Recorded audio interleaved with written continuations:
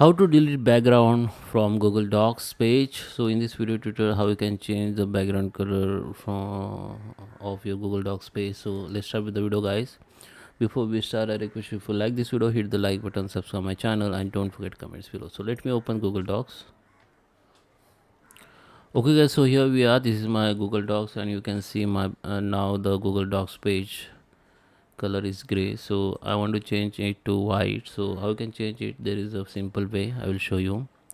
First we need to go in file. Okay, just go to the file, and here you can see option called the page setup. Just go to the page setup, and you can see the option called page and page list. Okay, so here you can see there is a page color option. Okay, just go here and make it white and just click on OK. Then you can see the background color has been changed.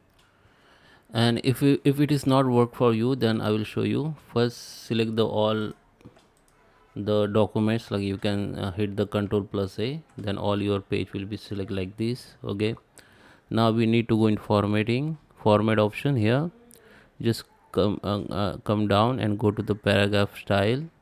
Under the paragraph style you will see the border and shading here, and you can see the pop-up window. Now we need to go in background color, and we need to select the option called none and apply. Then your background color will be changed.